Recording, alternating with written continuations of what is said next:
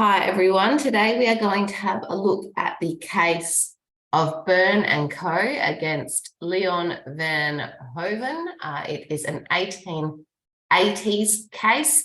When we set up our case summaries in Word, so for cases that we're going into detail for, I find it's very helpful if it's a semi-long case to set it up on each one has a new Word document page so that when you print them, they're all easy to find and you can tab them easily in your notes. And in the heading, pop the case name. However, we're also then going to pop it in the main section of the report or the case summary, as we go. Then we're also going to add in just a little table. Now, this table is background information. So for example, I might add in a court. So we know it's a UK Court of Common Pleas, just in case we are, going through our notes in the exam and we're a bit nervous and we're not sort of sure whether it's an Australian court or an English court. So we're going to add that in. Then we're going to say, well, who was the judge? This is only if we're getting into lots of detail here, but we've got Judge Linley, excellent. Then we have the key issues. So we've got contract, we've got sale of goods, we've got offer and acceptance, and we've got postal rule. You can leave this or you can then just delete those rows. So it's not mandatory, but it's a good idea to get in the habit of just setting out all of your case summaries in the same way so that you know exactly where to look for your information. So then we are going to come in with the facts, we are going to come in with the issue, and then we will finish off with the decision or outcome of the case. So there we go. So we will get started now with the facts. All right, and you will have to ignore any noises that you hear in the background. My retriever Lola has decided that it's playtime. So now we are going to have a look at the facts of the case. I'm going to use dot points here because it's easy. However, remember, we don't use dot points in our assignment or exam responses. So I'm going to refer to each of the parties in shorthand for our notes, because again, when you're in the exam, you just want to be able to find the information quickly. So we're going to say, Van T offered to sell goods. What were those goods? It was 1,000 boxes of tin plates. For the purposes of this case, is the tin plates really relevant? Not really. We're looking at this case for a principle of contract law rather than these specific facts. However, it's good to put in there because if you see an assignment question or a exam question that has tin plates, and it's the same facts, you can say almost identical facts occurred in the case of Byrne Co, where 1,000 boxes of tin plates were offered to be sold or something like that. So it's not mandatory, but you can pop that in there. To Byrne by letter dated the 1st of October. So again, we're keeping our facts short, sharp, and shiny, but we know that there is a letter on the 1st of October. We then know that Byrne received the letter on the 11th of October and telegraphed an acceptance on the same day, by telegram obviously, as well as by mail. Now, we know that the defendant was based in Cardiff, plaintiff based in New York, and letters took around approximately 10 to 11 days to be delivered. That is just for your reference only. Again, that's probably not going to be used when you use this case in an assignment, but it's sometimes good to just pop down so you can understand why things took a little bit longer. So then we have on October 8th, so we're making sure that all of our dates are clearly set out. On October 8th, Van T posted a letter revoking the offer. This letter was received by Byrne on the 20th of October. So now we know that, okay, we've got some potential issues here that we need to be thinking about. Then the real crux of the issue is that at the end of the day, Van T refused to go through with the sale. Plaintiffs claimed for damages for the non-delivery of the tin plates. You could add in more facts as relevant. That's probably the ones that are really going to help you along. So then we're going to go into the issue. So I always like to start off with sort of a broad issue or the sort of principle that we might be using in our assignment. So this case focused on the issue of revocation in relation to the postal rule. Was there a contract?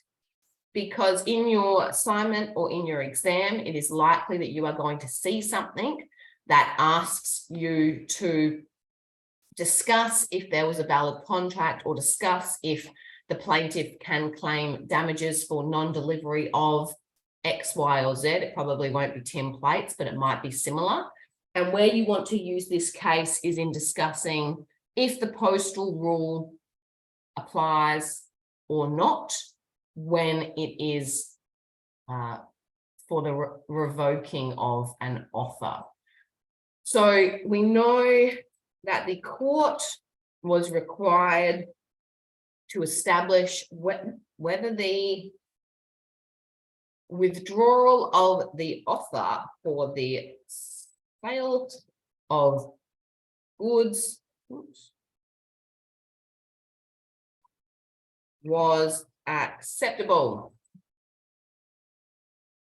Court considers things like whether the contract had been agreed by the acceptance by the plaintiffs of the letter of October 1, or whether the defendants had successfully withdrawn their offer by issuing the withdrawal by letter on October 8th. So again, if we go up here to our little timeline, we have the 1st of October is a key date. That is when the offer to sell goods was sent. We know that then on the 11th of October, this was received and responded or accepted. However, before this time, the offer was revoked. So if we put this into our little timeline, which I will delete after because it's not how I would like to do it, but for our assignment, for example, you might write 1st of October, offer made, it's struggling, offer made by letter, 8th of October, offer revoked by letter. Wow, we are really struggling today. Then we are going to say 11th of October, we have the original offer arrives and is accepted. And then we have 20th of October, the letter revoking the offer is received. So when you start putting things into that kind of timeline, it makes it easier. So when you look at a case in full and you know it might be 200 pages, it is sometimes a little bit confusing to see what the facts are and when the different events happened. But when we really narrow it down, so for example, you might even prefer to put your facts into this sort of format with dates, but here we know the offer was made, the offer was revoked, however, the original offer arrives and is accepted, and then the letter revoking the offer is received. So here the court's deciding, does the postal rule apply to these kinds of situations? Let's add that in as the issue. You know, does the postal rule, that was one of the big issues, and that might be something that comes up as a fact in a question that you might need to be using in your assignment. So in the decision or outcome, we have multiple points. I'll write a few out and you can just sort of decide what works best for you, or what themes or how you like to set it out. For this kind of case, I do think you need to try and keep it to a max of 1 A4 page each, because if in the exam you are looking for something quickly, you want to be able to find what you need.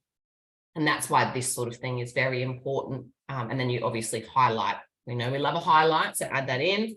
They held that the withdrawal of the offer was ineffective as a contract had already been constructed between the parties on October 11th, when the plaintiffs accepted the offer from the letter dated 1st of October. On this basis, it was held that an offer for the sale of goods cannot be withdrawn by simply posting a secondary letter, which does not arrive until after the first letter had been responded to and accepted. So here we know that it would have been different if, for example, instead of receiving the offer on the 11th and accepting the exact same day, the acceptance had been sent after the 20th of October. That would be different. However, we have acceptance prior to receiving that second letter. Again, we're going to add in the court gave judgment for the plaintiff and awarded that the defendant paid their costs. Lovely, we love that. What is, I guess, the main thing here? I'm going to bold this. Lord Justice Lindley, so this shows your marker that you know who the judge was, held that the postal rule does not apply to revocation. So that there is your sort of theme. It is your authority. This case is the authority for this particular statement. So if you wanted to say in a case scenario or in your exam question, for example, that no contract applied because, you know, the offer was withdrawn by post after X, Y, and Z happened, you would use this case to show that the postal rule does not apply to revocation. What other things came out of this case? So to be effective, revocation must be communicated. So that's, again, these are fairly common sense things. Like, we want to know that if we have sent a letter accepting an offer, that if anything is going to change, we will be told about it prior to that point in time.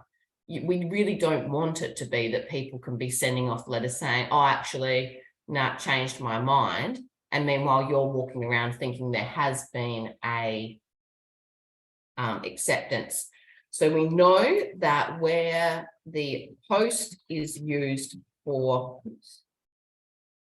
acceptance occurs when and where sent. So that's the postal rule, just in case you weren't sure. However, this rule does not apply in relation to the revocation of offers. If post is used for revocation, communication is only effective if and when it is received by the offeree. So again, we know that the postal rule is not applicable to a revocation of an offer. Then we're going to conclude, in this case, receipt of the revocation occurred after acceptance, with the result that there was a contract formed in this case, which is why judgment was held for the plaintiff and the defendant had to pay costs. So that there is how I would set up your little case summary. And again, when you either print it off and get all your notes bound, if you have a face-to-face exam, or when you combine all your documents together, this way you can simply control left during an exam and say, oh, gee, this postal rule, and this one will come up along with any other case that discusses the postal rule, because it's in the issue box. And I hope this was helpful, and please let me know if there are any other cases you would like me to run through like this. Thank you.